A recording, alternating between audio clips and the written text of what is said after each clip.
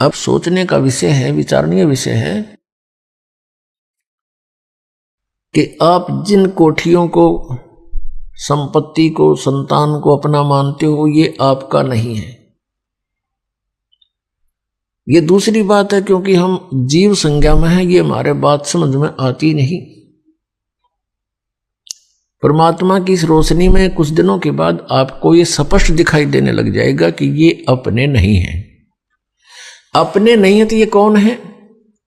ये नहीं कि इनसे नफरत हो, नहीं, ये परमात्मा के हैं, बच्चे हैं उस धनी के, हमारे मालिक के बच्चे हैं। और मालिक के बच्चों से हमारा कैसा ट्रीटमेंट होता है, कैसा हम उसको ट्रीट करते हैं, कैसा व्यवहार करते हैं, उस मालिक के डर से हम उनको बहुत प्यार देने की चेष्टा करते हैं कि कहीं वो मालिक दुखी ना हो जाओ, उसके बच्चों को हम तंग कर दें। जैसे आप किसी भी नाते से जुड़े हैं, पति पत्नी, जेठ जेठानी, सास ससुर, ननंद, किसी भी नाते से आप जुड़े हो, तो ये ध्यान रखें कि ये आपके नहीं है। और ये नाते हमने यहां अपने एक समाज में जीने के लिए बनाने पड़े हैं, नहीं इनके बिना तो गदर माच जा। तो फिर ये याद रखिए कि ये अपने नहीं हैं। ठीक है, हम यहाँ आए हैं, इस स्थान की यह व्यवस्था है, लेकिन ये अपने नहीं हैं, ये भगवान के बच्चे हैं, मालिक के बच्चे। अब जैसे सास बहू ने दुखी करे, वो पाप की भागन होती है, और फिर बहू सास ने दुखी करे, वो महा अपराधी होती है।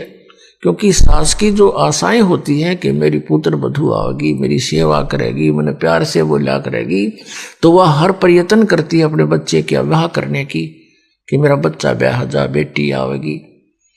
और वो फिर उसके विपरीत कार्य होते हैं, उसकी आत्मा दुखती है। तो अब हम ये भी सोचना है कि ये अपने नहीं है। ये तो आप सोचो ना सोचो या फाइनल बात है, आप मानो या ना मानो, ये तो सही है कि ये आपके नहीं। हम मानने ना माने मृत्यु होगी, हमारे मानने से ना मानने से कोई फर्क नहीं पड़ेगा, वो है एज इट इज। तो इसी प्रकार ये बच्चे, ये संतान संपत्ति आपकी नहीं है। आपका ना यकीन होता है, आप नहीं, आपकी बुद्धि अभी तक वहां पहुंचती है, तो वो दूसरी बात है ऐसा ही। लेकिन ये नहीं कि इनसे नाता तोड़ ले, विपरीत हो जाए, नहीं, इससे भी मालिक अक्षुब्ध होगा। ये उसके बच्चे हैं, इनके साथ बहुत अच्छा व्यवहार करना है, उस परम पिता के, उस मालिक, अपने धनी के बच्चे मानकर।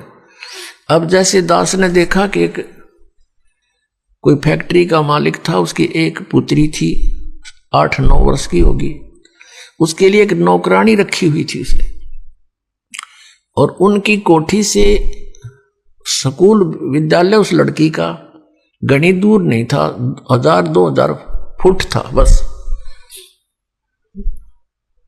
मतलब यहां से सड़क हो, इसे थोड़ा दूर लगा लो, तो उसके लिए कोई ऐसा व्हीकल भी नहीं लगाया उसने, वो पैदल चली जाती थी। वो नौकरानी गर्मियों के दिनों में उस मालिक की बेटी पर छाता रखती थी छोटा सा, और स्वयं धूप में चलती थी। उसको सुबह तो इतनी गर्मी नहीं होती थी, आते समय से वो ऐसे छाता करके लाती थी उसके ऊपर। और जो उस मालिक ने उसको पैसे देती थी, दिया जाता था महीने का खर्च, तो उसके भोजन का, पानी का, उसके कपड़ों का, जूतों का, पॉलिश का, वो सारा वो उन पैसों से ही वो उस बच्चे पर लगाती थी। और जिस दिन उसको नौकरी से निकाल दिया, उसने झांका नहीं उस मालिक की कोठी की ओर, न उस बेटी की ओर, क्योंकि उसकी थी नहीं, उसका उसमें कोई मोह नहीं। उसको पता था कि मेरी नहीं है, लेकिन यह भी पता था ये मालिक की है, इसकी सेवा में कमी नहीं रहनी चाहिए।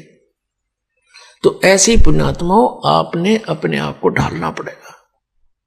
यदि यहां जीना ठीक चाहते हो और सतलोक जाना चाहते हो, इस तरह आपके मन को इस सच्चाई से जोड़ना पड़ेगा। यह सत्य है,